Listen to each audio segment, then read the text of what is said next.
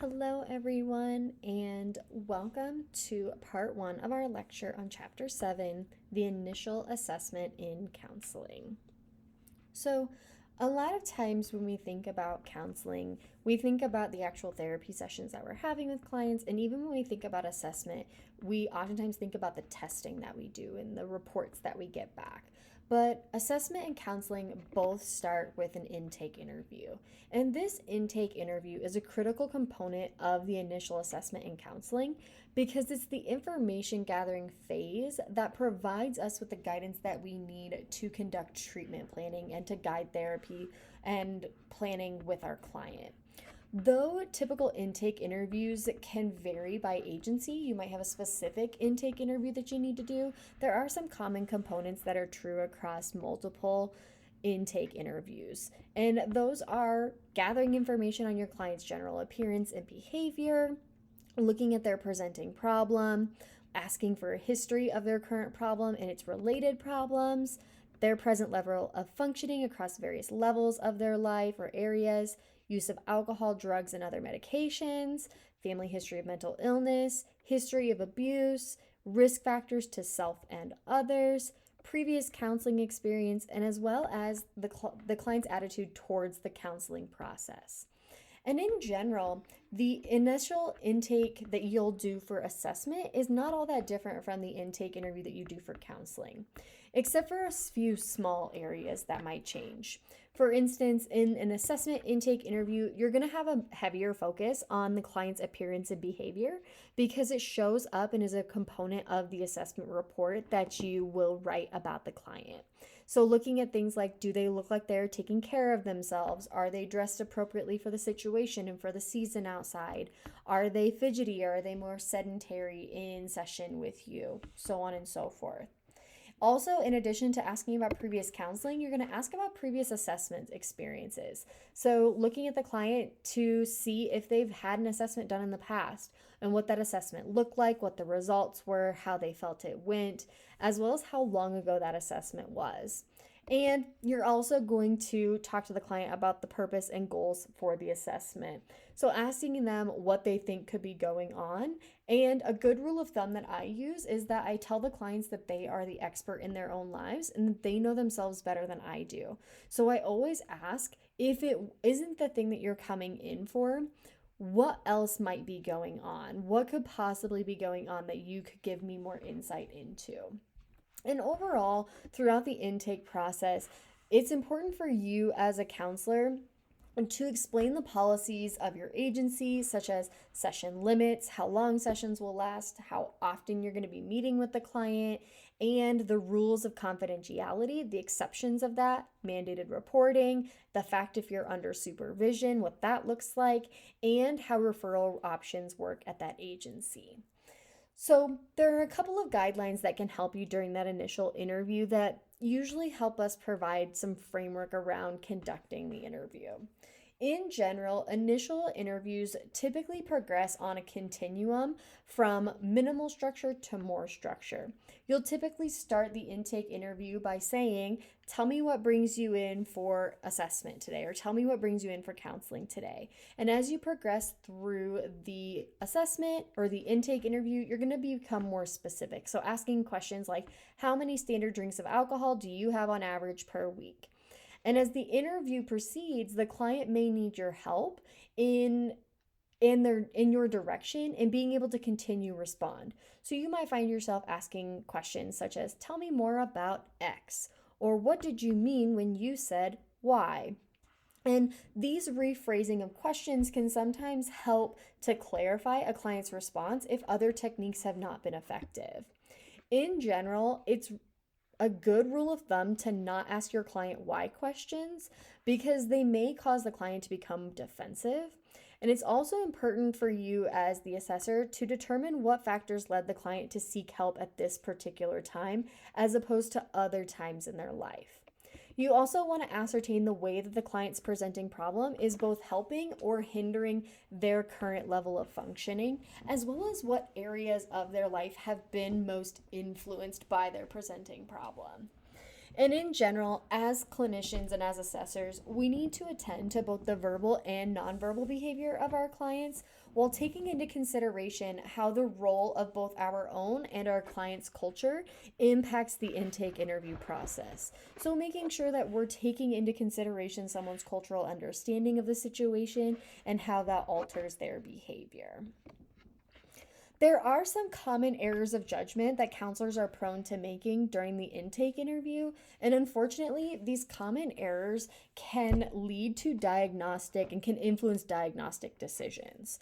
The first of those is what we call anchoring, which is when a counselor puts or an assessor puts too much emphasis on information obtained early in the interview, especially when focusing on that interview at the contradiction of new information. So it's really common, and as you maybe know in some of your own work, that clients might come in and say something that at one point in the session made sense, and then they say something else at the end, and all of a sudden it contradicts that previous information. And as counselors, it's our responsibility to ask clarifying questions, but sometimes we're gonna miss that. And that's what happens with anchoring, is that we no longer pay attention to the new information and instead only focus on the initial information that we got early on from our client, and then ignoring the stuff that doesn't make sense. That's a common error called anchoring. We also have the error of availability, which recurs when counselors or assessors rely too much on their favorite theory or on a particular popular diagnosis, such as borderline personality disorder or adult child of dysfunctional family. And availability becomes more prevalent for individuals who work in an agency where their clients are more homogenous, they're similar to one another, and there isn't much variation in their presenting concerns. And that can be true, but availability becomes an error when the counselor or the assessor starts looking at individuals and only seeing those diagnoses and not taking into consideration other possible explanations for the client's behavior. Which leads us into our third error, which is called diagnostic overshadowing. And this occurs when assessors ignore or minimize problems because that problem is less noticeable or is of less interest to us as the assessor. And when that occurs, we are not giving full credence to our clients presenting concerns and what's distressing them. So it is an error because we are not giving the client our full attention and giving full attention to what they're experiencing. And the final error of judgment is what we call attribution, which occurs when we attribute the problem that a client is presenting as being primary to the client without giving sufficient consideration to their environment. So, saying that whatever is going on for the client, whatever problem is causing them distress, is due to them as a person, their personality, their mental health, their way of thinking, their way of feeling, and not taking into consideration the way that the environment is both creating and exacerbating the problem. And overall, these errors can create significant problems for clinical diagnoses, particularly in our work with culturally diverse populations. So it's important for us to understand what these errors are and be aware of them so that we can start to mitigate them in our own work. Counselors have a lot of different things that they can do to assess their clients in session, and one of those is the mental status examination, which a counselor can conduct as a part of an intake interview or really at any other time in counseling when their client is appearing to be disoriented to time, place, person, or situation, or maybe they are encountering crisis related symptoms. The mental status examination is a good way for us to assess our client's level of functioning. It tends to be more informal, and assessors can particularly focus their mental status examination on the areas of concern for their particular client. So, there are some common categories of the mental status examination, and again, depending on your client, you can tailor this to what you're seeing with them and the areas of concern that you have for them. But some of those areas include their appearance, attitude and activity, mood and affect, speech and language, thought process and content and perception, cognition, and insight and judgment. And each of these areas is going to be measuring something a little bit different. And Table 7.1 in our textbook breaks this down in greater detail. We're going to be learning more about the mental status examination in the second half of the course. So I encourage you to look at what the textbook has on this and know that we're going to be talking more about this later on. Also, As assessors, we have available to us a plethora of screening inventories that we can use to provide an initial overview of our clients' presenting concerns. These screening inventories can be particularly useful in assessing the nature and intensity of our clients' symptoms. And once we have an idea of the nature and the intensity of those symptoms, we can use those screening inventories to help determine the likelihood that the cutoff score for a particular inventory indicates that a client meets criteria for a condition, which, as we've already discussed, is sensitivity, or if our client's cutoff score on a particular inventory does not meet the criteria for a condition, otherwise known as specificity. And these two terms, sensitivity and specificity, combine to give us an overall accuracy score for each screening inventory. So the overall accuracy of a screening tool is determined by calculating how sensitive and specific the tool is to detection compared to the total possible degree of sensitivity and specificity. So you add your sensitivity and your specificity scores together and you divide them by 100 to get an overall accuracy measure of the screening inventory. And there are a plethora of common screening inventories that you will have available to you as a clinician. And I'm going to go over a few of the common ones here, but I want you to keep in mind that a lot of these common screening inventories are very similar to one another. They share a lot of common characteristics in that they're all trying to measure some amount of global distress so that you can have a better idea of where you want to go in your work with a client. This is true for all screening inventories, but they should not be regarded as diagnostic instruments. Rather, these screening inventories should be used primarily to suggest topics for further explorations in both counseling and assessment with our clients.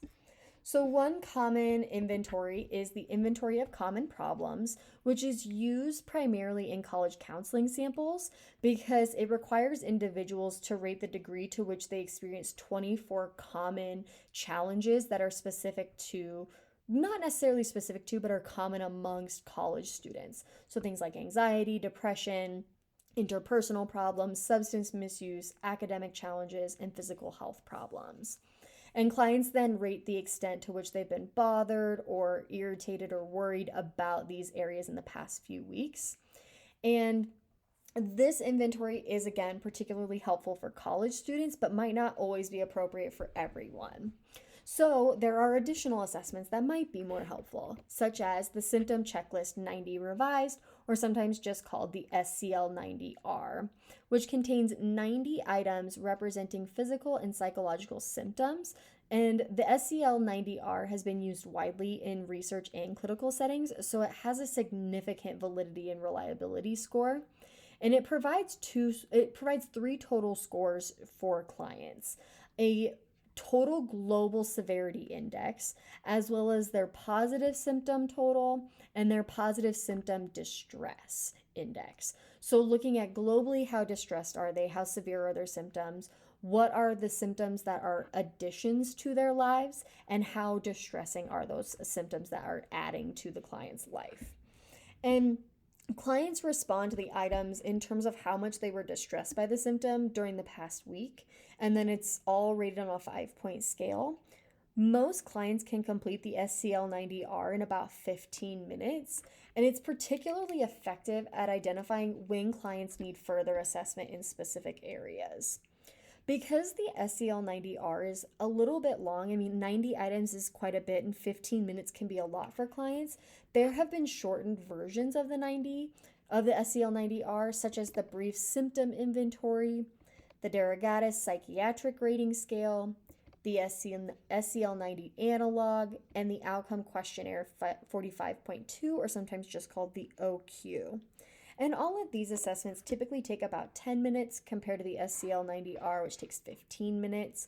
And many of these shortened screeners only accurately measure global distress or select common areas of distress, such as anxiety, depression, or somatization.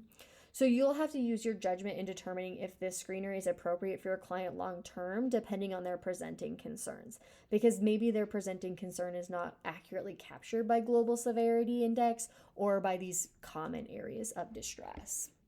There are also the Psychiatric Diagnostic Screen Questionnaire and the Patient Health Questionnaire, which were both specifically designed to help with psychiatric diagnoses, with each one of them having scales that represent several common mental disorders discussed in the DSM. So the PHQ, the Patient Health Questionnaire, for example, has specific versions. One is for anxiety, one is for eating, and one is for depression, amongst other categories. So you get to tailor and pick the screener that makes the most sense for your client. Most often, the Psychiatric Diagnostic Screen Questionnaire and the Patient Health Questionnaire are used in medical settings for identifying individuals with diagnosable psychiatric disorders that might be unknown to their physician. So these are oftentimes administered in a waiting room so that the physician knows that they need to be assessing this information in a little bit more detail and potentially referring their client to a mental health professional. And we also have the brief psychiatric rating scale, which assesses therapeutic changes in individuals diagnosed with psychotic disorders. So this is a screener that's going to be particularly helpful and really only primarily helpful for individuals who are currently or who have previously experienced a psychotic disorder or psychotic episode.